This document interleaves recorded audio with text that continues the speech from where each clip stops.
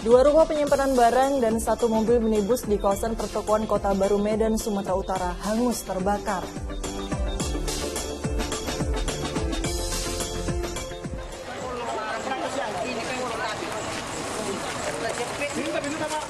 Kecelakaan maut antara truk pengangkut BBM dengan sebuah mobil angkutan kota menyebabkan 1 orang tewas dan 8 lainnya terluka parah.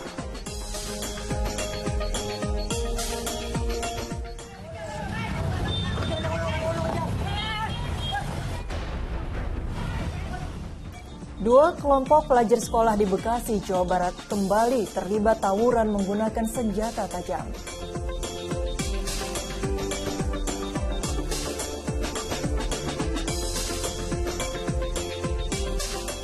Garuda Nusantara bersiap melakoni partai hidup mati kontra Vietnam pada laga pamungkas kualifikasi Piala Asia U20 2023.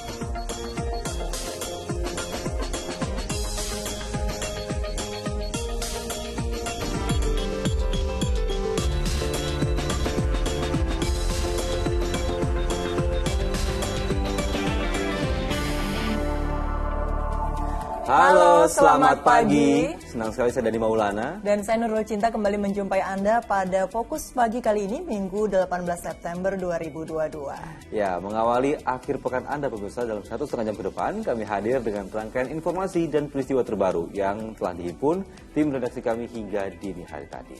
Ya, kita awali Fokus Pagi dari informasi pertama. 2 ruko penyimpanan barang dan 1 minibus di kawasan pertokoan Kota Baru Medan, Deli, Kota Medan, Sumatera Utara hangus terbakar. Ya, akibat amukan si jago merah, kerugian ini mencapai ratusan juta rupiah.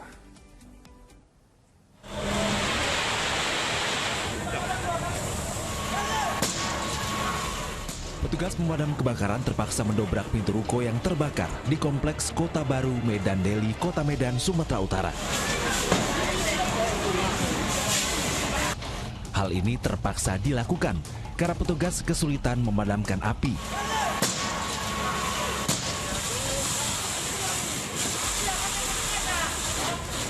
Si jago merah dengan cepat melahap seluruh isi bangunan yang dijadikan gudang tempat penyimpanan barang berupa makanan dan minuman yang akan didistribusikan ke minimarket. Selain itu, 1 minibus yang terparkir di samping ruko juga ikut terbakar. 7 unit mobil pemadam kebakaran dari Pemkot Medan diturunkan untuk menjinakkan si jago merah. Kebakaran diduga berasal dari korsleting listrik di ruang tengah ruko hingga menyebabkan percikan api dan menjalar ke kardus yang ada di sekitarnya. Apinya ya konslet lah itu atas. Maka kita jual untuk yang terbakar selain ruko apa aja Pak Kep? Ya barang-barang minuman makanan lah itulah. Api berhasil dipadamkan 3 jam kemudian. Tidak ada korban jiwa dalam kejadian ini, namun kerugian ditaksir mencapai ratusan juta rupiah. Muhammad Hamdani melaporkan dari Medan, Sumatera Utara.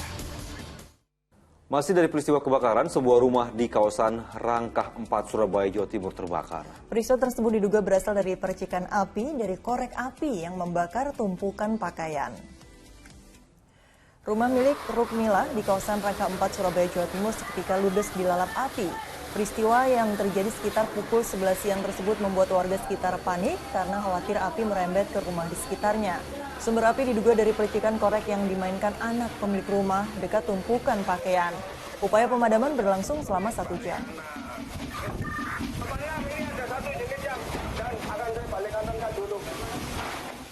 Di peristiwa berikutnya, pemirsa, 5 penambang emas di Sambas, Kalimantan Barat tewas tertimbun longsor. Tim SAR gabungan terus mencari korban yang diduga masih tertimbun di dalam tanah. Pencarian terhadap korban tertimbun tanah longsor di lokasi penambangan emas di Desa Buduk Sempadang, Kecamatan Selakau Timur, Kabupaten Sambas terus dilakukan hingga Sabtu siang. Untuk menemukan para penambang yang tertimbun, polisi dan TNI mengerahkan 1 unit alat berat. Lokasi kejadian yang berada di perbukitan membuat tim SAR harus berhati-hati karena rawan longsor susulan.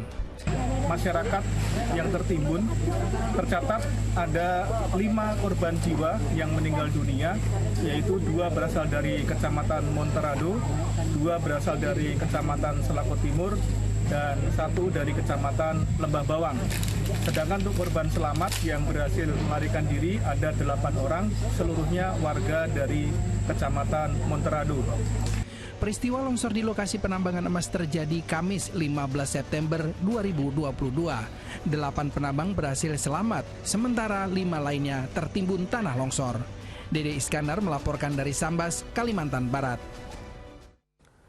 Usai kemudian azan subuh untuk wilayah ibu kota Jakarta dan sekitarnya, kami akan hadir dengan sejumlah informasi lainnya. Ya, di antaranya kecelakaan maut antara truk pengangkut BBM dengan sebuah angkutan kota.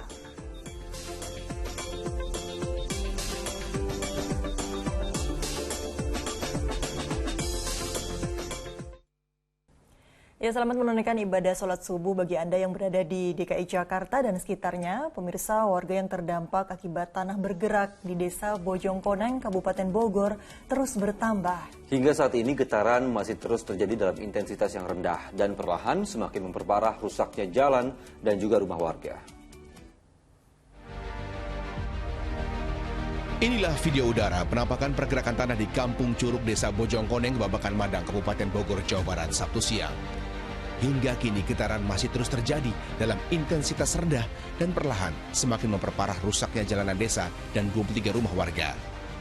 Dengan resiko pergeseran tanah yang tinggi ini, rupanya masih banyak warga yang nekat beraktivitas di jalan desa yang retak dan 2 zona yang rawan.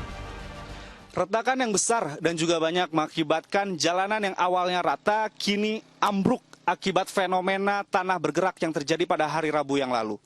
Puluhan rumah rusak, bahkan akses jalan pun terganggu. Sebagian warga telah memilih mengungsi ke tempat pengungsian, tapi sebagian lainnya memilih untuk tinggal di rumahnya masing-masing, walaupun masih dihantui rasa takut akan adanya tanah bergerak susulan. Hingga kini sekitar 522 jiwa terdampak bencana pergeseran tanah. Sebagian besar warga sudah mengungsi, namun beberapa warga masih menempati rumah mereka. Artinya di sini di wilayah RW 15, karena memang dia kondisinya di atas, terus setiap kali kita ke sana pun kita cek berkala, itu tidak ada yang kerusakan secara signifikan kepada fisik bangunan tentunya, tapi tetap kita monitoring karena memang di sana banyak jiwa yang masih tetap bertahan di sana, yang memang kalau untuk shelter pengungsian kita sudah buat, tapi makanya kita simpan checkpoint di sana untuk terus memantau dalam keadaan kedaratannya. Sementara itu, status darurat bencana selama 14 hari mendatang sudah ditetapkan oleh pemerintah Kabupaten Bogor. Agi Kurniasandi dan Herman Prasetyo melaporkan dari Bogor, Jawa Barat. Pemirsa, banjir yang terjadi di Kota Palangkaraya semakin meluas. Ya, jika sebelumnya hanya 8 kelurahan yang digenangi banjir, saat ini bertambah menjadi 11 kelurahan. Perahu merupakan satu-satunya alat transportasi yang digunakan warga saat bepergian. Ketinggian banjir yang mencapai setengah meter hingga 1 meter cukup sulit dilalui kendaraan roda 2 maupun roda 4. Sebelumnya banjir yang terjadi di Kota Palangkaraya, Kalimantan Tengah tersebut hanya menggenangi 8 kelurahan.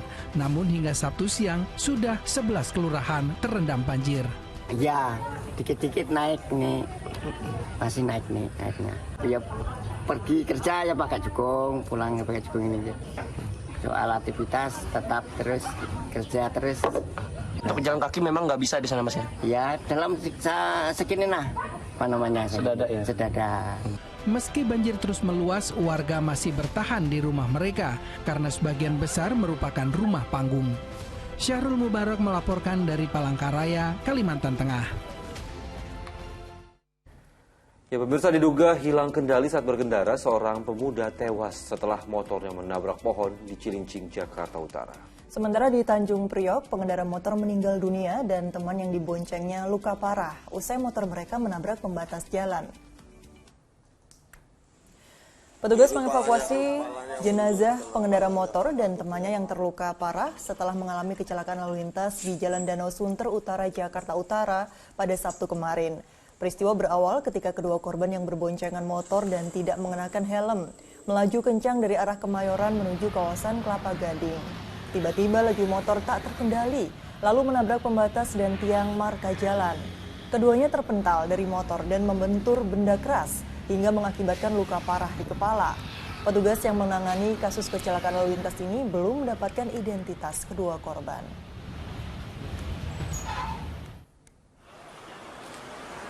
Sementara itu kecelakaan maut yang menewaskan pengendara sepeda motor juga terjadi di Cilincing, Jakarta Utara pada hari Sabtu. Korban meninggal dunia dengan luka parah di kepala meski sudah mengenakan helm. Kecelakaan terjadi saat korban berkendara menuju ke arah Tanjung Priuk. Setiba di lokasi kecelakaan, diduga korban hilang kendali hingga motornya menghantam pohon.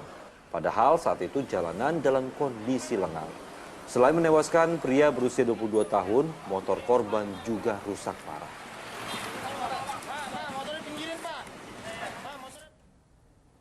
Ya, kecelakaan maut juga terjadi di Jalan Trans Sulawesi. Ya, truk pengangkut BBM menabrak sebuah angkutan kota yang syarat penumpang.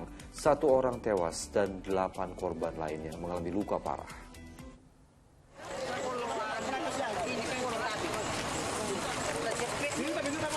Sejumlah warga mengevakuasi korban kecelakaan lalu lintas yang terjadi di Jalan Trans Sulawesi di kawasan Dusun Pasube, Polewali Mandar, Sulawesi Barat pada Sabtu pagi. 1 orang tewas dan 8 korban lainnya mengalami luka-luka setelah angkutan kota yang mereka tumpangi ditabrak oleh truk pengangkut bahan bakar minyak. Korban merupakan pedagang pasar subuh yang akan pergi berjualan. Kecelakaan bermula ketika mobil angkot itu berhenti untuk menaikkan penumpang. Tiba-tiba dari arah belakangnya, truk pengangkut BBM menabrak dengan kecepatan tinggi. Kuatnya benturan membuat angkot itu ringsek dan berputar arah. Parkir sini.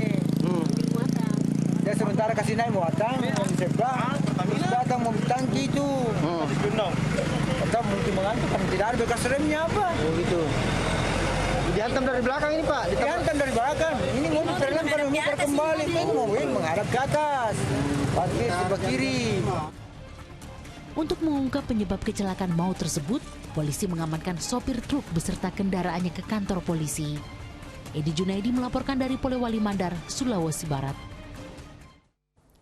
Diduga remblong, minibus berpenumpang 16 peziarah asal Bojonegoro terguling di kawasan Sarangan, Magetan, Jawa Timur. Ya, akibat peristiwa ini 10 penumpang terluka.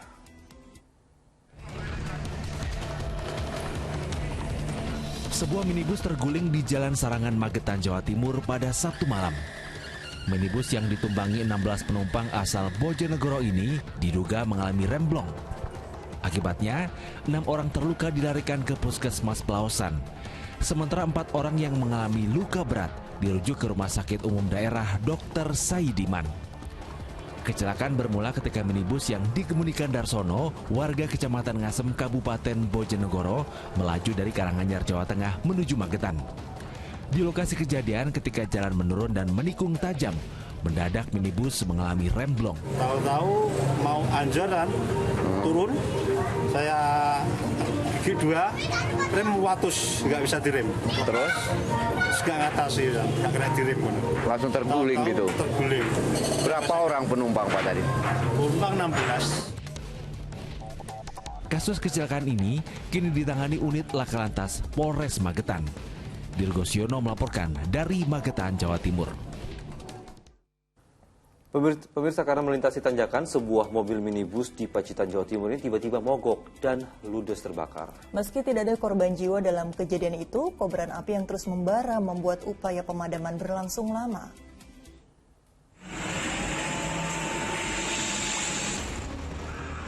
Kerahkan 2 mobil pemadam kebakaran petugas berjibaku menjinakkan api yang terus membara dan melahap minibus di kawasan Sedeng, Pacitan.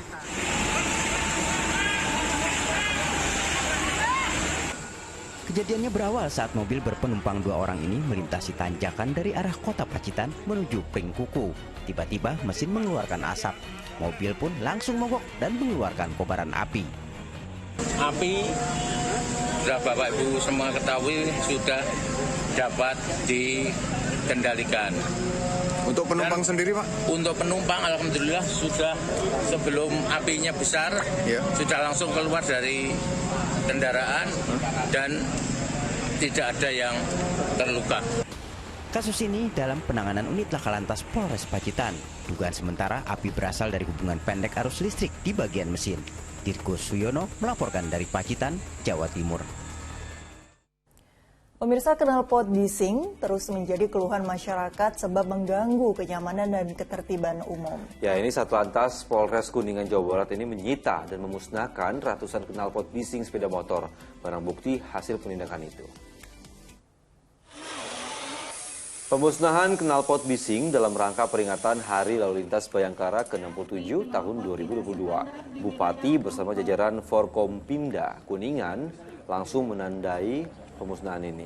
Di halaman Mapolres Kuningan, ratusan knalpot bising merupakan hasil razia sejak tahun 2019 hingga tahun 2022 dan merupakan tindak lanjut dari keluhan dan keresahan masyarakat dengan knalpot yang memekakan telinga.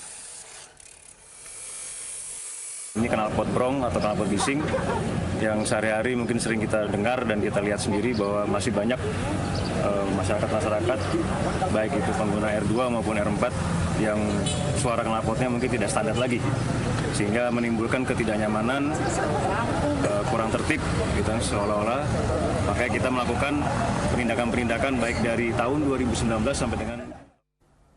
Beralih ke informasi lain, seorang pria babak belur setelah kedapatan mencuri sepeda motor di Sleman, Yogyakarta. Untuk menghindari kecurigaan warga sebelum beraksi, tersangka naik ojek daring ke lokasi sasarannya.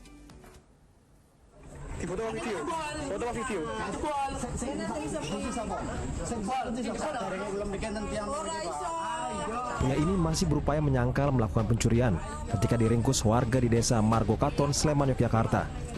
Warga jadi makin emosi sehingga pria itu babak belur jadi sasaran amukan massa. Anggota polisi yang sedang berpatroli di wilayah tersebut lalu mengamankan dan membawanya ke Mapolsek Seyegan. Sebelumnya tersangka mengambil sepeda motor milik warga. Agar tidak dicurigai, pria itu bahkan naik ojek daring menuju tempat sasarannya.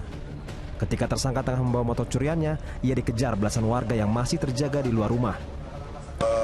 Awalnya korban memergoi pelaku, namun pelaku berhasil kabur dan kebetulan di sana masih ada warga yang masih melek lah istilahnya, dan kebetulan juga anggota kami sedang patroli di dekat TKP.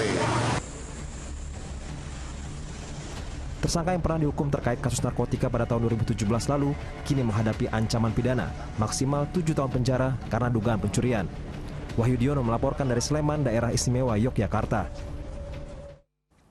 Pencurian sepeda motor di Grobogan, Jawa Tengah menyasar tempat hiburan malam. Ya, diduga 2 orang pengunjung kafe menggasak sepeda motor usai menikmati hiburan di tempat itu. Dalam rekaman kamera pengintai, awalnya 2 pria mengobrol dengan karyawan tempat hiburan malam sebuah kafe di kawasan Gubuk, Grobogan. Diduga keduanya berupaya mencari kelengahan karyawan untuk melancarkan tindak kejahatannya. Dan benar saja, usai menikmati hiburan, keduanya langsung menggasak sepeda motor di parkiran. Mereka membawa kabur motor milik karyawan kafe dengan menggunakan kunci palsu. Bisa menggunakan kunci palsu. Berapa orang belakangnya itu? Pelaku 2 orang sudah kita amankan semua, berikut barang bukti kendaraan. Pelaku juga berpura-pura menjadi pelanggan juga ya? Jadi pelaku awalnya datang ke kafe tersebut, makan, minum di situ, kemudian pulangnya mengambil. Masih dari kasus pencurian, pemirsa, seorang pria ditangkap warga lantaran tertangkap tangan usai mencuri telepon genggam milik pedagang baju di kawasan Palmerah, Jakarta Barat. Pelaku nekat mencuri akibat terdesak untuk memenuhi biaya kontrakan sambil mencari pekerjaan di ibu kota. Pria berusia 40 tahun ini tak bisa berbuat banyak saat ditangkap warga usai mencuri telepon genggam milik pedagang baju di kawasan Palmerah, Jakarta Barat, Sabtu malam. Pelaku yang diketahui bernama Charlie Jupri ini diamankan berikut barang bukti telepon genggam milik korbannya. Di hadapan warga, pelaku mengaku nekat mencuri lantaran terdesak untuk biaya tempat tinggalnya sambil mencari pekerjaan di Jakarta. Ya, saya kira kayak mencari kosan dari ada handphone saya lihat, saya nggak ambil. Ngambil biasa atau sambil ngejambret? Lagi biasa. Lagi dagang apa? Baju. Di pinggir jalan. Terus handphonenya kenapa diambil? Ya, saya lagi butuh duit. Buat apa? Buat nyari kosan juga. Apa? Nyari kosan. Guna mempertanggungjawabkan perbuatannya, pelaku dibawa petugas kepolisian Polsek Palmerah untuk pemeriksaan lanjutan. Jayadi melaporkan dari Jakarta. Dua kelompok pelajar sekolah di Bekasi, Jawa Barat kembali terlibat tawuran menggunakan senjata tajam. Informasi selengkapnya akan disampaikan oleh Nurul Cinta sesaat lagi hanya di Fokus Pagi.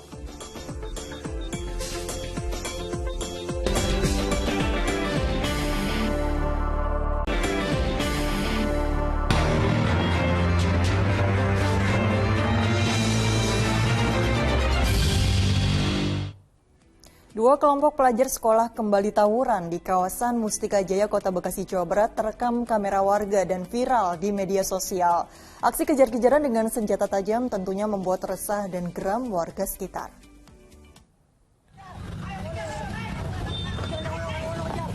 Dari ponsel warga ini, terekam detik-detik aksi tawuran dua kelompok pelajar sekolah di Jalan Mawar Pedurenan, Mustika Jaya, Kota Bekasi, Jawa Barat. Terlihat salah satu kelompok pelajar sekolah yang mengendarai motor menyerbu kelompok pelajar lainnya dengan bersenjatakan celurit. Aksi saling kejar dan serang dengan senjata tajam pun tak terhindarkan. Dari keterangan sejumlah warga, tawuran antar pelajar sekolah ini baru pertama kali terjadi di wilayah mereka. Warga menduga para pelajar telah janjian melalui media sosial untuk tawuran. Dari tempat rutinan itu kabur, ya melihat gitu ya, karena ada kejadian. Ya pas pada RT datang ke sana, bukan warga kita, kan warga luar. Oh gitu. Ya, kenapa bukan warga kita, pas nanya-nanya di lapangan juga tempat kejadian, lah bukan orang kita, itu mah nggak ada yang kenal gitu. Warga berharap pihak kepolisian bisa melakukan pencegahan dengan melakukan patroli ke wilayah daerah pinggir, sehingga peristiwa tawuran antar pelajar yang meresahkan ini bisa dicegah. Awang Darmawan melaporkan dari Bekasi, Jawa Barat.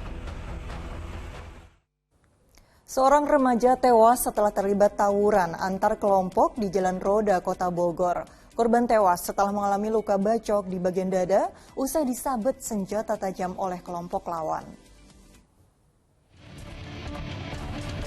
Usai visum di Rumah Sakit PMI Bogor, jenazah Fajar Ramadan Sabtu pagi dibawa ke Rumah Sakit Polri Kramat Jati, Jakarta Timur untuk diotopsi. Sebelumnya, remaja berusia 18 tahun itu tewas terluka bacok di bagian dada usai disabet senjata tajam oleh kelompok lawan saat tawuran terjadi di Jalan Roda, Kota Bogor, Sabtu dini hari. Kematian korban sangat mengagetkan keluarga karena korban sebelumnya hanya pamit izin pergi ke warung.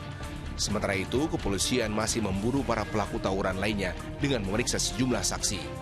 Tim Opsnal Reskrim sedang melakukan pengejaran terhadap terduga pelaku. Sementara sudah ada yang diamankan, tapi masih dikejar yang lain-lain. Ini antara dua kelompok atau memang seperti apa? Dugaan sementara antar dua kelompok ya, karena dia tawuran, tapi masih kita akan kembangkan. Nanti kalau sudah terungkap semuanya, kita akan rilis terus. Rencananya korban akan dimakamkan di kampung halamannya di Cianjur, Jawa Barat. Iwan Kurniawan melaporkan dari Bogor, Jawa Barat. Kita menuju ke Makassar, sebuah warung makan didatangi segerombolan pria yang merampok dengan membawa anak panah. Pemilik warung diancam dan uang hasil penjualan dirampas gerombolan itu. Rekaman CCTV milik warung makan yang berada di Jalan Poros Simpang 5 Kecamatan Biringkanaya, Makassar memperlihatkan segerombolan pria masuk ke dalam warung dengan membawa anak panah. Mereka mengancam pemilik warung dengan senjata tajam serta membawa kabur uang hasil penjualan. Kejadian yang terjadi pada 15 September lalu itu viral di media sosial setelah diunggah korban. 5 orang ya Bang? Oh, itu ya, bagaimana Pak? Awalnya bagaimana? Ya, kalau awalnya sih serentak aja langsung datang tiba-tiba gitu. Sebelum itu kayaknya ada komplotannya yang teman-temannya di sini. Ya. Alasannya kan bikin rusuhnya nyari musuhnya. Ya. Sabtu pagi, polisi mendatangi lokasi kejadian guna mengumpulkan sejumlah bukti. Ya, uang tunai 150.000. Jatuh dari lagi. Berarti ini tindakan apa kalau seperti itu Pak? Perampokan atau seperti apa? Ya, masih tindakan perampokan. Hingga kini, polisi masih menyelidiki kasus perampokan ini serta memburu para terduga pelaku. Zainuddin melaporkan dari Makassar, Sulawesi Selatan. Kawanan begal di Serpong, Tangerang Selatan mengambil paksa motor yang tengah dikendarai seorang pria. Begal itu berpura-pura menuduh korban menunggak kredit motor, padahal kendaraan itu dibeli lunas. Aksi pembegalan terjadi di Jalan Boulevard Geraha Raya Serpong, Tangerang Selatan, Banten pada Sabtu pagi. Korban yang tengah berkendara dipepet oleh 6 orang yang juga berkendara motor. Para pria itu memukuli korban dan merampas sepeda motornya. Ironis, meski berusaha meminta tolong pada warga di sekitar tempat kejadian, namun tak ada satu orang pun yang menolong korban. Para pria itu memaksa korban menyerahkan motornya dengan alasan menunggak pembayaran kredit motor. Padahal korban membeli kendaraan itu secara lunas. Saya membeli motor itu dengan harga cash, tidak kredit. Jadi setahu saya tidak ada urusan dengan leasing. Dan tiba-tiba kunci saya dicabut, lalu mereka mau main kekerasan. Saya dipukulin, terus motor saya diambil, lalu dibawa kabur. Seorang penagih utang atau debt collector ditembak saat akan menghentikan pengendara motor yang diduga menunggak angsuran di Jalan Olek Balaraja, Tangerang, Banten. Akibat peristiwa itu, korban mengalami luka tembak di bagian dagu.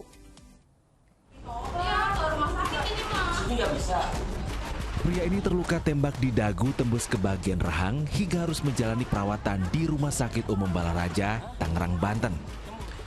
Penembakan bermula saat korban bersama 3 rekannya melihat motor yang dicurigai menunggak angsuran melintas. Menggunakan 2 motor, korban dan rekannya lalu membuntuti pengendara motor yang berboncengan tersebut dari Cangkudu hingga ke Jalan Olek Balaraja. Namun pada saat akan mendekat, diduga kedua orang tersebut yang mengendari motor berwarna hitam mengeluarkan sebuah senjata. Namun saya tegaskan ini senjatanya juga jenisnya masih diidentifikasi, apakah itu kategori senjata api atau kategori airsoft gun ataupun jenis senjata yang lain. Kemudian secara spontan ataupun saat itu juga mengeluarkan tembakan. Usai melakukan penembakan, pelaku dan temannya kabur. Sementara korban dilarikan rekannya ke Rumah Sakit Umum Balaraja, Kabupaten Tangerang. Hingga saat ini polisi masih terus melakukan penyelidikan untuk mengidentifikasi pelaku, jenis senjata yang digunakan dan motif yang memicu aksi penembakan. Syabuddin Atar melaporkan dari Kabupaten Tangerang, Banten. Kita ke kasus selanjutnya, laga Persik Kediri dengan Arema FC di Stadion Brawijaya Kota Kediri berujung ricuh. Polisi perketat penjagaan, diantaranya dengan mengamankan puluhan pendukung atau supporter sepak bola agar tidak terjadi kericuhan susulan.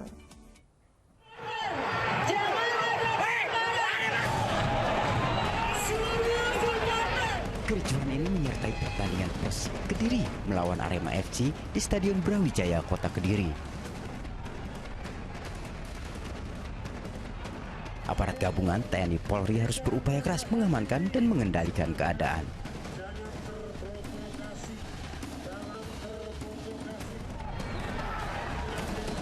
Kericuhan di beberapa sektor diduga adanya pengeroyokan antar pendukung kesebelasan setelah sejumlah supporter kedapatan menyusup ke arena pertandingan. Selain melerai pertikaian, petugas dari dalam dan luar Stadion Brawijaya Kota Kediri mengamankan 53 orang supporter ke Mapolres Kediri Kota dan Makobrimob. Saya juga dapat laporan dari pihak keamanan ke polisian bahwa ada teman-teman dari Arema yang sempat menyusup dan dibawa ke Mapolres. Bahkan informasi terakhir saya dapat ada juga sebagian yang dibawa ke Brimob. Sebelumnya ada larangan terhadap salah satu supporter sepak bola untuk mendampingi tim kesayangannya saat berlaga. Larangan ini merupakan kesepakatan bersama Porkompimda, panitia, dan perwakilan supporter agar situasi tetap aman terkendali. Gami Sukendro melaporkan dari Kediri, Jawa Timur. Beralih ke informasi lain, nekat berenang di bendungan Wais Kampung Pringsewu, Lampung. Seorang warga Tanggamus justru tenggelam. Jasad korban akhirnya ditemukan tak jauh dari titik tenggelam pada Sabtu siang. Setelah 23 jam pencarian, jenazah yang tenggelam di kawasan bendungan Wais Kampung Pringsewu, Lampung ditemukan tim SAR gabungan Sabtu sore. Jasad laki-laki bernama Saiful Anwar ditemukan berjarak 10 meter dari titik korban tenggelam. Insiden ini bermula kala korban dan teman-temannya yang berasal dari Pekon Waimanak Tanggamus berwisata di bendungan Jumat siang. Meski coba dilarang oleh rekannya, korban kemudian nekat berenang di kawasan bendungan hingga akhirnya tenggelam. Tim SAR gabungan mengevakuasi korban kurang lebih 5 sampai dengan 10 meter dari titik LKP jatuhnya korban. Dengan telah ditemukannya korban, maka secara resmi operasi SAR kondisi membahayakan manusia ini ditutup. Jenazah korban sudah dibawa ke RSUD Pringsewu untuk pemeriksaan medis dan rencananya akan dimakamkan pada hari Minggu. Untuk mengantisipasi kejadian serupa, pihak kepolisian akan mengawasi kegiatan masyarakat di area bendungan. Asep Saifullah melaporkan dari Pringsewu, Lampung. Jajaran Unit Perlindungan Perempuan dan Anak Satreskrim Polres Metro Jakarta Utara menangkap 4 anak terkait kasus dugaan pencabulan seorang gadis berusia 13 tahun di hutan kota Rawamalang, Cilincing, Jakarta Utara. Polisi menggunakan Undang-Undang Perlindungan Anak dan Sistem Peradilan Pidana Anak karena korban dan pelaku masih di bawah usia 14 tahun. Di dalam hutan kota Rawamalang, Semper Timur, Cilincing, Jakarta Utara inilah seorang siswi SMP diduga diperkosa dan dicabuli oleh 4 anak yang masih berusia di bawah 14 tahun. Kejadian tersebut telah dilaporkan keluarga korban ke Polres Metro Jakarta Utara. Anggota Satreskrim pun mengamankan 4 anak yang kini berstatus anak yang berhadapan dengan hukum atau ABH. Keempat ABH itu dititipkan di rumah rehabilitasi di Cipayung, Jakarta Timur. Ini dilakukan karena faktor usia mereka yang masih di bawah 14 tahun sehingga belum bisa ditahan sesuai ketentuan undang-undang. Kasus ini berawal saat seorang ABH ditolak cintanya oleh korban. Besoknya, sama pada tanggal 1 September 2022 itu, sepulang sekolah, korban ini lewat TKP, yaitu Taman Kota Rawamalang tadi. Kemudian bertemu dengan 4 ABH, ya, 4 ABH yang langsung memeluk dan melakukan upaya pemaksaan terhadap korban sehingga terjadilah kasus persetubuhan maupun pencabulan tadi. Ya. Dari keempat ABH, 3 yang berusia 13 tahun tetap akan dilanjutkan ke pengadilan. Sementara seorang ABH berusia 12 tahun nantinya akan diputuskan apakah dikembalikan kepada orang tua atau diikutkan dalam program pembinaan dan pembimbingan selama 6 bulan di instansi yang menangani bidang kesejahteraan sosial. Arfa Supadi melaporkan dari Jakarta. Kasus dugaan eksploitasi seksual anak di bawah umur di sebuah apartemen di Jakarta terus bergulir. Korban yang menjalani pemeriksaan menguak sejumlah fakta baru keterlibatan sejumlah pihak. Keterlibatan sejumlah pihak dalam kasus dugaan prostitusi anak di bawah umur di sebuah apartemen di Jakarta mulai terungkap. Seorang pria berinisial IF diketahui berperan sebagai orang yang menyalurkan korban ke muncikari.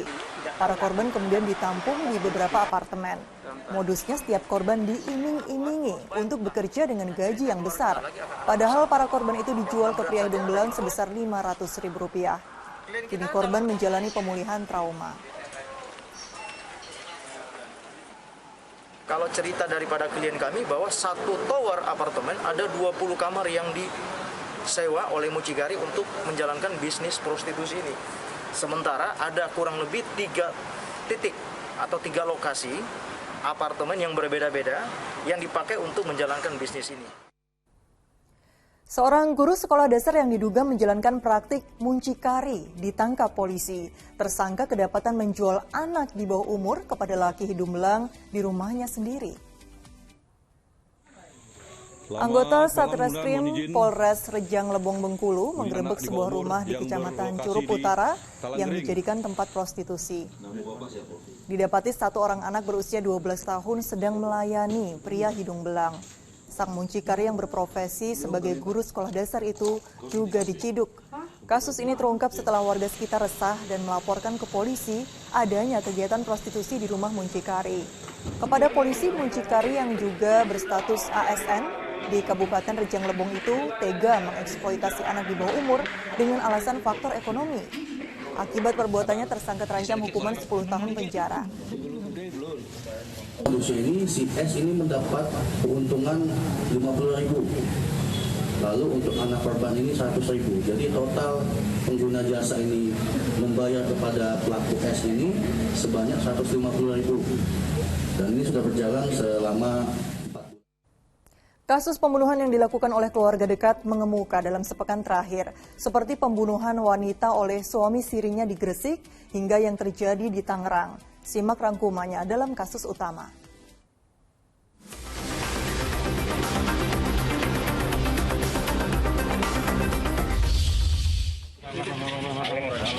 Dengan ditangkapnya HS, pria 43 tahun, aparat Polres Gresik mengungkap misteri jasad wanita dalam tas yang ditemukan di pinggir jalan pekan lalu. Awalnya, tersangka yang merupakan suami siri korban itu mengelak, mengaku tak lagi berkomunikasi selama 7 tahun belakangan karena korban keluar rumah mencari kerja. Penyidik ini tengah dalami motif pembunuhan yang dilakukan pekerja serabutan tersebut. Dibakar api cemburu membuat seorang pria di Tangerang, Banten tega menganiaya istrinya dengan senjata tajam hingga tewas. Usai lakukan perbuatannya, warga Ciledug itu menyerahkan diri ke kantor polisi. Ia mengaku tak bisa mengendalikan emosi lantaran sang istri sudah 3 hari tak pulang ke rumah. Kini pelaku mendekam di balik jeruji besi dan terancam hukuman 20 tahun penjara. Lain lagi di Kabupaten Bantaeng berikut ini, berdalih sakit hati, seorang pemuda tega membunuh remaja putri. Parahnya, tersangka mengaku kesal lantaran korban menolak diajak berhubungan intim. Pelaku yang baru berusia 17 tahun itu juga memutilasi tubuh korban dan membuangnya di tepi sungai Biang Leo. Jasad korban akhirnya ditemukan usai 10 hari tak pulang ke rumah. Hukuman 20 tahun penjara siap menjerat tersangka habiskan masa mudanya di balik jeruji besi. Penganiayaan oleh keluarga dekat menimpa pria 60 tahun di Probolinggo, Jawa Timur. Korban sampai harus mendapat perawatan di rumah sakit karena menderita luka di kepala dan tangan oleh sabetan celurit adik ipar. Pelaku yang merupakan adik istri korban mengaku cemburu lantaran korban dianggap kerap menggoda istri pelaku. Usai lakukan penganiayaan, pelaku menyerahkan diri ke aparat desa hingga akhirnya dibawa ke kantor Polsek Sumberasih untuk mempertanggungjawabkan perbuatannya. Kasus penendangan sepeda motor milik seorang wanita di Kabupaten Sinjai, Sulawesi Selatan oleh seorang pria berpakaian dinas ASN berbuntut panjang. Selain ditetapkan sebagai tersangka kasus penganiayaan, ASN yang bertugas sebagai Kepala Bidang di Dinas Pemuda dan Olahraga Kabupaten Sinjai tersebut juga mendapat sanksi teguran oleh Pemkap berupa penonaktifan jabatan hingga pemotongan gaji 50%. Peristiwa penganiayaan di Jalan Bayangkara itu terjadi lantaran tersangka tak bisa mengendalikan emosi tatkala mobilnya diserempet korban. Akibat ditendang, korban yang merupakan pelajar itu terjatuh, bahkan sempat terseret sepeda motornya hingga mengalami luka.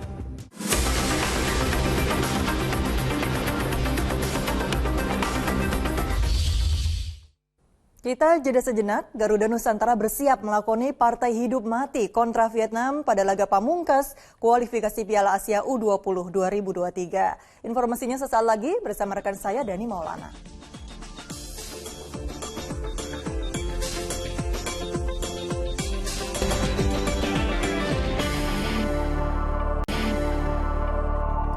Anda kembali menyaksikan Fokus Pagi bersama saya Dani Maulana.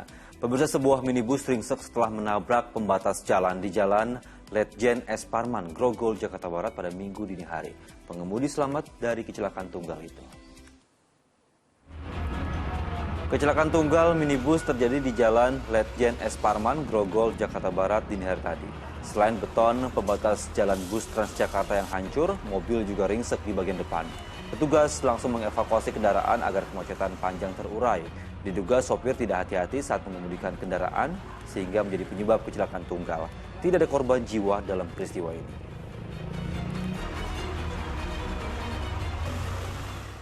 Di informasi berikutnya, ratusan warga mengantre panjang untuk mendapatkan bantuan langsung tunai BBM di Kabupaten Ogan Ilir, Sumatera Selatan. Kondisi serupa juga terjadi di kantor pos di Jalan Asia Afrika di Kota Bandung, Jawa Barat. Meski harus menunggu berjam-jam, tidak menyurutkan niat warga untuk mengantre demi mendapatkan uang Rp500.000 atau BLT BBM. Pembagian dilaksanakan oleh kantor pos di Jalan Asia Afrika, Kota Bandung, Jawa Barat, Sabtu siang. Pembagian kali ini dihadiri oleh 2.000 warga yang berhak mendapatkan BLT BBM. Sembako yang 200-nya, emang disuruhnya gitu, disuruhnya 200 buat sembako. Nah, yang 300-nya kebetulan anak saya baru masuk ke SMP, jadi buat nambahin buat beli seragam. Antrean Antrian yang cukup panjang juga terjadi di kantor Camat Pemulutan Selatan Kabupaten Ogan Ilir, Sumatera Selatan. Warga rela antre sejak Sabtu dini hari untuk mendapatkan BLT kompensasi dari kenaikan harga BBM. Untuk mencegah kerumunan, petugas membatasi warga yang masuk ke dalam kantor kecamatan.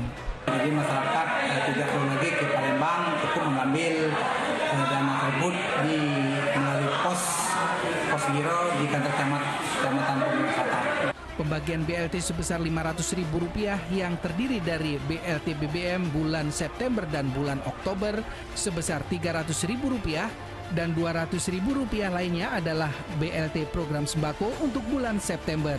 Tim Liputan melaporkan. Proses pelepasan cincin di jari seorang warga di Ngawi, Jawa Timur ini berlangsung dramatis. Petugas damkar sempat kesulitan karena jari tangan pria itu sudah membengkak.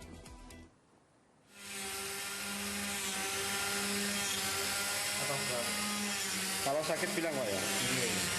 Dengan sangat hati-hati, petugas pemadam kebakaran Kabupaten Ngawi, Jawa Timur berusaha melepaskan cincin yang melingkar di jari seorang pria berusia 52 tahun Sabtu siang.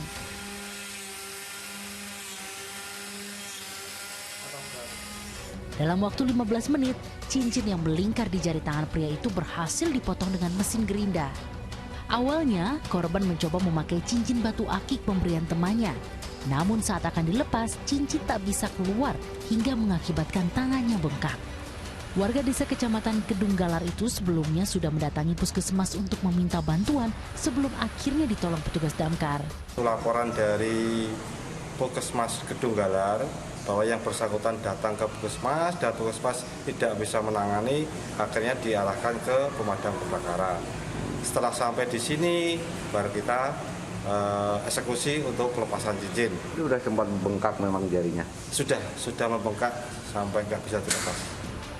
Petugas juga mengingatkan warga untuk memakai cincin yang sesuai dengan ukuran jari tangannya. Virgos Yono melaporkan dari Ngawi, Jawa Timur. Pemirsa, seekor paus ditemukan terdampar di pantai desa Pengambengan, Jembrana, Bali. Paus jenis kepala melon ditemukan dalam kondisi tubuh penuh luka. Warga Banjar Muara, Jembrana, Bali dikejutkan dengan terdamparnya seekor paus jenis kepala melon pada Jumat siang. Saat ditemukan, kondisi hewan masih hidup. Warga berusaha membawanya kembali ke laut, tapi paus kembali terdampar. Petugas Balai Konservasi Sumber Daya Alam Jembrana berusaha menolong mamalia laut itu, tapi akhirnya paus pun mati. Di tubuh paus juga terdapat banyak luka gores. Untuk memastikan penyebab pasti kematian hewan dengan panjang 2,5 meter itu, dokter hewan akan melakukan nekropsi. Usai dibedah, bangkai paus pun kemudian dikubur.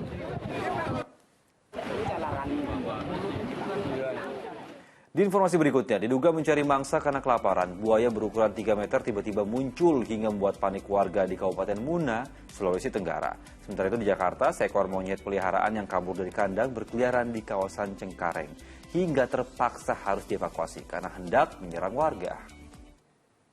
Ya, Dik, udah. Masukin kandang, Dik.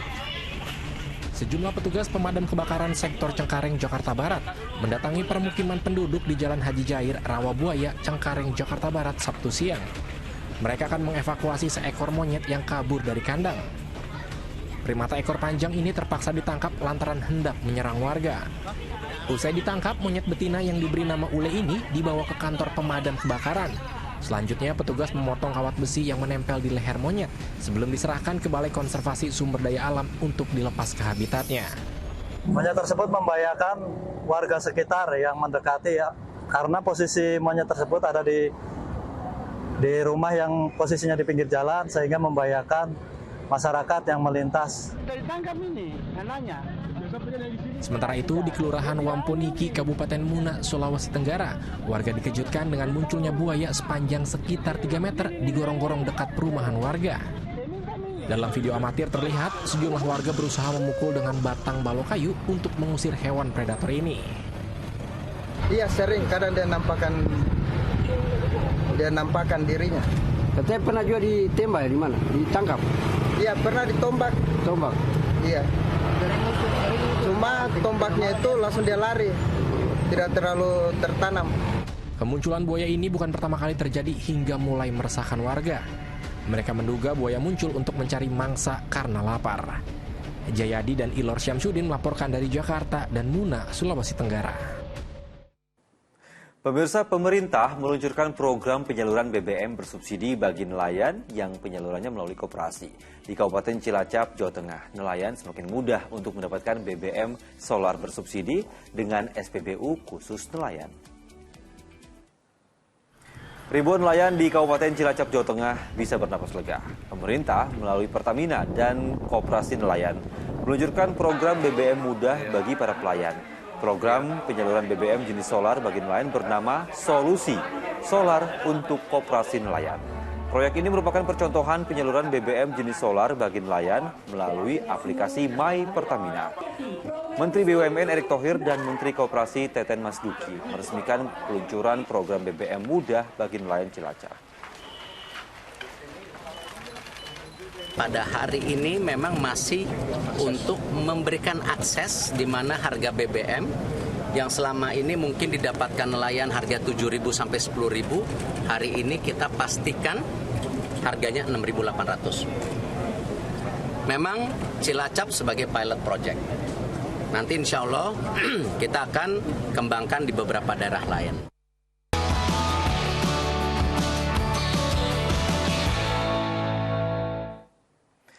Dampak kenaikan harga bahan bakar minyak berpengaruh pada harga komoditas pangan akibat naiknya ongkos angkut barang. Harga beras misalnya terus mengalami kenaikan di sejumlah daerah, hingga mulai dikeluhkan para pedagang karena sepi pembeli. Naiknya harga BBM subsidi membuat harga komoditas pangan di sejumlah pasar di Kabupaten Bogor ikut berubah. Salah satunya pasar tradisional Wanaherang. Harga sejumlah bahan pokok secara serentak mengalami kenaikan. Harga beras misalnya naik mulai dari Rp2.000 hingga Rp2.500 per kilonya.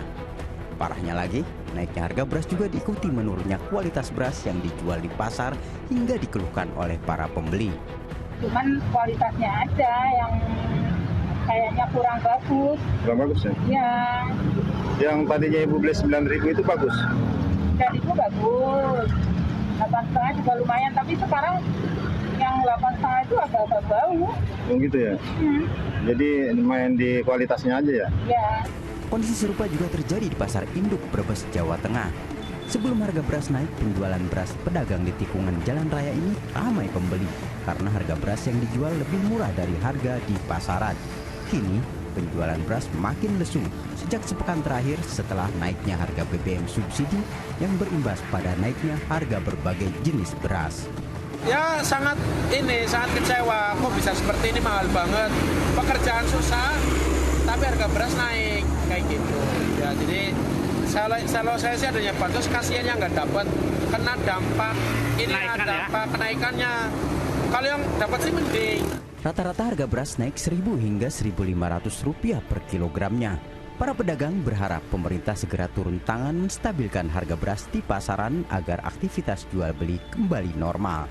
Asep Solihin dan Sugihartono melaporkan dari Bogor, Jawa Barat dan Brebes, Jawa Tengah.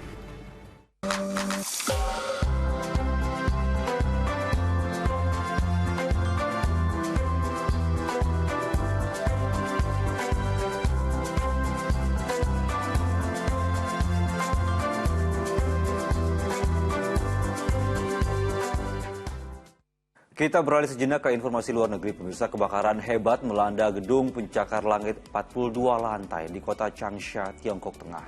Pihak berwenang memastikan tidak ada korban jiwa maupun luka dalam kejadian yang melanda gedung telekomunikasi itu.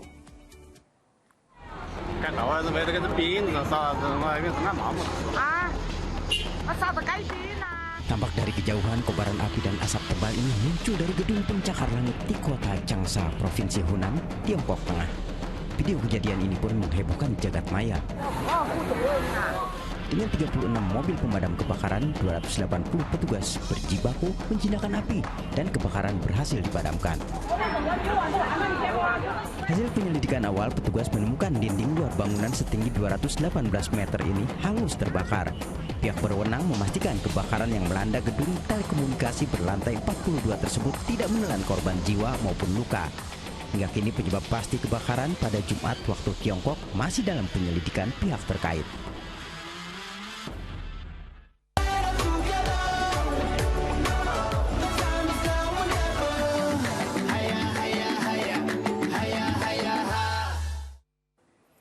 Kini kita masuk ke informasi fokus gila bola. Pemirsa, tim nasional Prancis dilanda kabar buruk menjelang bergulirnya Piala Dunia 2022 Qatar. Salah satunya adalah bintang andalanya Paul Pogba yang diperkirakan akan absen dari pesta sepak bola terakbar 4 tahunan karena cedera. Situasi sulit harus dialami tim nasional Prancis jelang bergulirnya Piala Dunia 2022 Qatar. Tim berjuluk Le Bleu ini harus diterpa badai lebih awal karena beberapa pilar andalannya bertumbangan karena cedera. Satu nama yang diperkirakan akan absen untuk tampil di Qatar adalah bintang Juventus Paul Pogba. Mantan penggawa Manchester United ini mengalami cedera lutut saat mengikuti sesi pramusim bersama Juventus pada Agustus lalu. Diprediksi oleh tim dokter, cedera Pogba ini akan pulih paling cepat pada Januari tahun depan. Ini artinya pemain yang identik dengan gaya rambut yang nyentrik dipastikan nyaris absen dari pesta sepak bola terakbar 4 tahunan. Paul Pogba sejatinya adalah pilar andalan dalam menjaga lini tengah timnas Prancis pada beberapa tahun terakhir. Gelar juara Piala Dunia 2018 Rusia dan titel UEFA Nations League 2021 berhasil diraihnya. Bersama Le Bleu, Pogba telah mencatatkan 91 penampilan dan membukukan 11 gol di berbagai kompetisi. Namun, meski tanpa Pogba, Prancis dinilai tetap memiliki stok gelandang berlimpah dengan kualitas mentereng.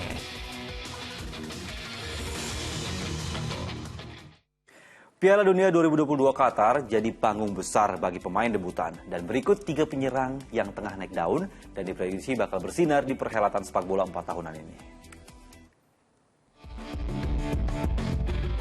Penyerang timnas Argentina, Lautaro Martinez, disebut-sebut bakal bersinar di Piala Dunia 2022 Qatar. Bermain di klub Italia Inter Milan, Lautaro salah satu pemain penting yang membawa Nerazzurri menjuarai Serie A. Di musim lalu, pemain berumur 25 tahun itu tunjukkan performa impresif dengan torehan 40 gol dan 19 assist.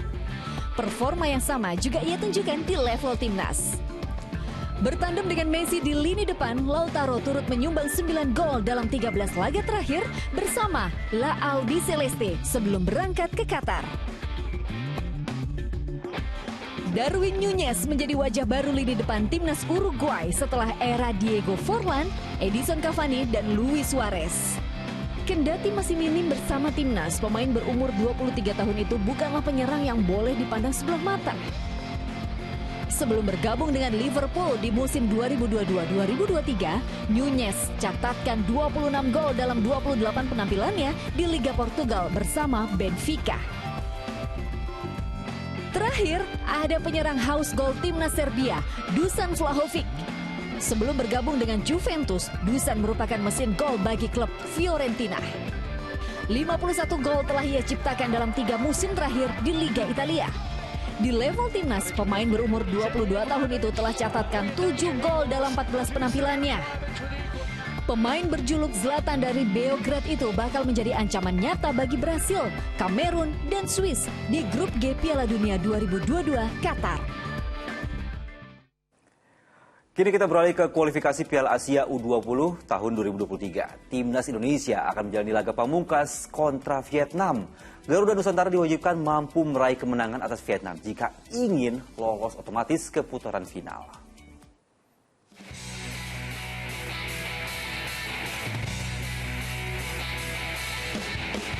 Partai hidup mati akan dilakoni Garuda Nusantara pada laga pamungkas Grup F kualifikasi Piala Asia U20 2023 kontra Vietnam. Duel sengit ini akan berlangsung di Stadion Gelora Bung Tomo, Surabaya, Jawa Timur pada Minggu malam. Indonesia dan Vietnam sama-sama memimpin klasmen Grup F dengan koleksi 6 poin. Kedua tim tersebut juga memiliki produktivitas gol dan jumlah kebobolan yang sama. Ini artinya jika Indonesia dan Vietnam bermain imbang, maka penentuan juara grup untuk lolos otomatis ke putaran final akan ditentukan melalui babak adu penalti. Namun jika kalah, skuad asuhan Sintayong masih memiliki harapan lolos dengan menyandang status runner-up terbaik. Dari total 10 grup yang ada, nantinya hanya akan diambil 5 runner-up terbaik untuk berhak tampil di Uzbekistan. 아니 모든 것에 대비해서 단 1%도 놓치지 않기 위해서 그래도 준비한 거예요. 뭐 나는 자신한다고 이제는 이길 때가 됐다. 우리가 베트남을. Diprediksi Garuda Nusantara akan kembali bermain menggunakan formasi 4-3-3. Hoki Caraka bakal menjadi andalan di barisan depan, serta ditopang Marcelino Ferdinand dan Ronaldo Kuateh di lini kedua. lihat aja. Masalah yang perlu diwaspadai dari Vietnam apa? Kalau Vietnam itu kan lincah-lincah ya, tipikalnya juga ngeyel ya. Mungkin kita waspadai itu aja. Sementara itu, kondisi kesehatan kiper utama Cahya Supriyadi mulai membaik pasca cedera di pertandingan Timnas Indonesia kontra Hong Kong Jumat malam. Dari hasil pemeriksaan ronsen dan CT scan di Rumah Sakit Mitra Keluarga Surabaya, kondisi Cahya dinyatakan baik. Meski begitu, kiper muda Persija ini diharuskan beristirahat, sehingga diprediksi bakal absen membela Garuda Nusantara di laga pamungkas. Sebagai opsi lain, Sintayong masih memiliki kiper pengganti yakni Aditya Aryanugraha yang juga tampil ciamik di laga melawan Hong Kong sebagai kiper pengganti. Ari Purwanto melaporkan dari Surabaya, Jawa Timur. Kita jeda sejenak pemirsa, selesai jeda Fokus Pagi akan hadir kembali dengan sejumlah informasi menarik lainnya. Di antaranya adalah sebagai potret keharmonisan dan juga kerukunan, sebuah kirab budaya digelar di Kelurahan Jayengan, Solo, Jawa Tengah. Fokus Pagi segera kembali.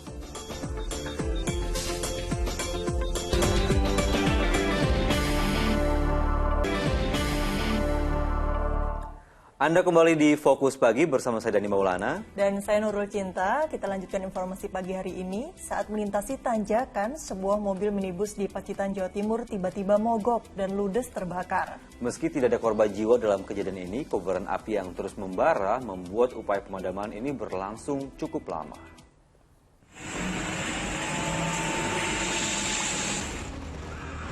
Gerakan dua mobil pemadam kebakaran petugas berjibaku menjinakkan api yang terus membara dan melahap minibus di kawasan Sedeng, Pacitan.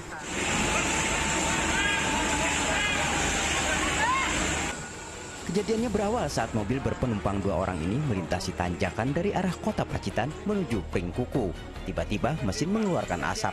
Mobil pun langsung mogok dan mengeluarkan kobaran api. Api, sudah Bapak Ibu semua ketahui, sudah dapat dikendalikan. Untuk penumpang sendiri, Pak? Untuk penumpang, alhamdulillah sudah sebelum apinya besar, sudah langsung keluar dari kendaraan dan tidak ada yang terluka. Kasus ini dalam penanganan unit Laka Lantas Polres Pacitan. Dugaan sementara api berasal dari hubungan pendek arus listrik di bagian mesin. Dirgo Suyono melaporkan dari Pacitan, Jawa Timur. Sebagai potret keharmonisan dan kerukunan, sebuah kirab budaya digelar di Kelurahan Jayengan, Solo, Jawa Tengah. Kegiatan yang menampilkan kreasi dari para penampil yang beragam etnis itu telah berlangsung sejak abad 18.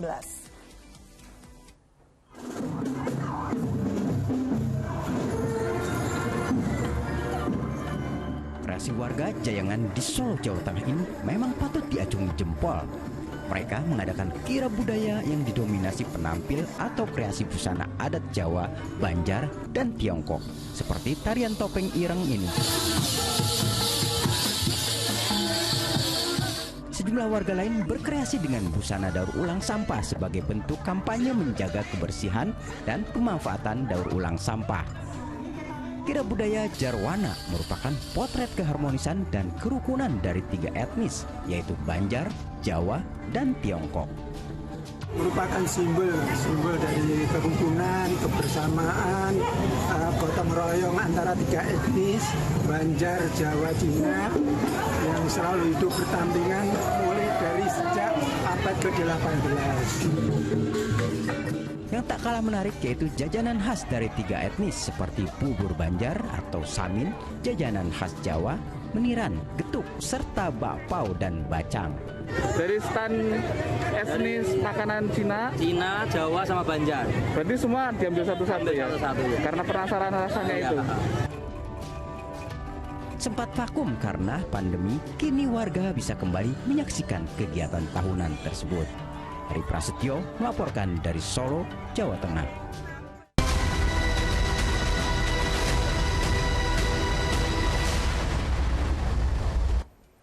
Dari informasi lapangan hijau, pemirsa, Arema FC berhasil mengatasi tuan rumah Persik Kediri dengan skor tipis 1-0 berkat gol Irsyad Maulana menjelang laga bubar. Ya, kemenangan itu memutus rentetan hasil buruk Arema yang tidak pernah menang di 3 laga sebelumnya. Arema FC mengincar 3 angka ketika bertandang ke Stadion Brawijaya, markas Persik Kediri di pekan ke-10 BRI Liga 1 Sabtu sore. Di menit kelima, Arema mendapat peluang melalui sepakan keras Adam Alis dari luar kotak penalti. Namun bola masih membentur mistar gawang. Persik baru mendapatkan sebagus di menit pertama masa tambahan waktu melalui sundulan bek Fafa Mario Yagalo. Tetapi bola masih dapat ditangkap kiper Arema Adilson Maringga. Kedudukan imbang tanpa gol menutup babak pertama. Di paruh kedua laga, tuan rumah kian intens menyerang setelah memainkan Bayu Oto dan Riyadno Abioso. Pada menit 69, umpan silang penyerang Persik, Joe Anderson sempat masuk ke gawang Arema. Namun gol dianulir karena Bayu Oto dianggap melanggar Adilson Maringga. Kasihkan menyerang, Persik malah kebobolan di menit 80. Irsyad Maulana yang tak terkawal dengan mudah menyambar umpan sepak bebas Rizky Febrianto. Skor 1-0 tidak berubah hingga laga bubar. Menang 1-0, Arema menyudahi tren 3 laga tanpa meraih kemenangan, sekaligus menambah koleksi poin menjadi 14. Adapun Persik masih di dasar klasemen dengan poin 3. Sementara itu Persija Jakarta hanya bermain imbang kontra Madura United. Ya, hasil ini pemirsa membuat Persija gagal untuk mengudeta Madura United dari puncak klasemen sementara BRI Liga 1. Pertandingan akbar tersaji di pekan ke-10 BRI Liga 1 ketika Persija Jakarta menjamu pemuncak klasemen sementara Madura United di Stadion Patriot Candrabaga, Bekasi, Jawa Barat pada Sabtu malam. Persija yang mengincar tahta klasemen langsung mengancam melalui peluang Hanno Berens di menit ketiga. Namun bola masih belum menemui sasaran. Hanno kembali mengancam gawang Miswar Saputra, tetapi lagi-lagi bola masih melenceng tipis di kanan gawang tim tamu. Semenit berselang gantian Syahrian Abimanyu yang mencoba memecahkan kebuntuan lewat sepakan keras. Di menit 41, penyerang Madura United Lulinya memiliki kans. Namun bola sepakannya masih di atas mister gawang Andritani Ardiasa. Semenit jelang turun minum, bek Madura United Fahrudin juga mengancam lewat tandukan yang masih bisa ditepis oleh Andritani. Skor 0-0 mengantar kedua tim ke bilik ganti. Di babak kedua, tepatnya menit 56, Hanno kembali melepaskan sepakan yang belum mengarah ke gawang. Pertandingan berjalan kian panas. Wasit Ginanjar Latif sampai mengeluarkan 6 kartu kuning di laga ini. Kontroversi juga terjadi di menit keempat masa tambahan waktu. Andritani yang sudah keluar dari gawang mengirim umpan yang ditahan oleh Reva Adi. Bola ditendang ke gawang kosong dan disambut Lulinya.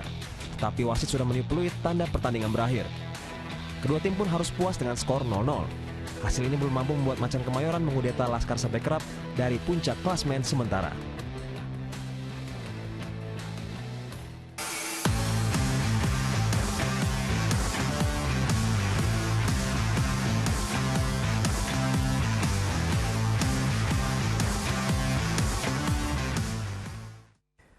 Kita beralih ke kompetisi Liga 2. PSMS Medan optimistis meraih poin penuh saat menjamu Sriwijaya FC. Jika mampu mencatatkan kemenangan, posisi PSMS akan semakin kokoh di puncak klasemen. PSMS Medan bersiap menjamu Sriwijaya FC dalam lanjutan kompetisi Liga 2 Grup A yang akan berlangsung di Stadion Teladan Medan, Sumatera Utara pada Minggu sore. Meningkatkan kondisi fisik pemain jadi salah satu fokus utama yang dibenahi tim berjuluk Ayam Kinantan ini.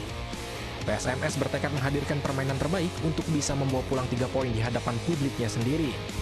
Alhamdulillah, saya di sini mewakili pemain yang lainnya. Pada intinya, kami semua pemain akan memberikan yang terbaik untuk pertandingan besok. Pertandingan yang sangat penting untuk kita semua. Pada tabel klasemen sementara Liga 2, PSMS Medan saat ini tengah tampil superior dengan berada di posisi tertinggi Grup A. Sementara Sriwijaya berada di peringkat keempat klasemen sementara dengan 5 poin. Putih Alawiyah Lubis melaporkan dari Medan, Sumatera Utara. Ya pemirsa, usai sudah Fokus Pagi hari ini, saksikan info terkini juga corona hanya di video, unduh aplikasinya sekarang. Ya, dan ayo dukung operasi katarak, hernia, donor darah, dan hitan gratis bagi warga tidak mampu di sejumlah tempat di Indonesia. Sampaikan kepedulian Anda melalui rekening BCA di nomor 162-633-8888 atas nama Yayasan Pundi Amal Peduli Kasih. Kepedulian kita, harapan mereka. Dan usai Fokus Pagi, jangan lewatkan untuk menyaksikan program Mega Series Panggilan. Untuk itu pemirsa, saya Dani Maulana. Dan saya Nurul Cinta pamit undur diri. Selamat pagi. Dan sampai jumpa.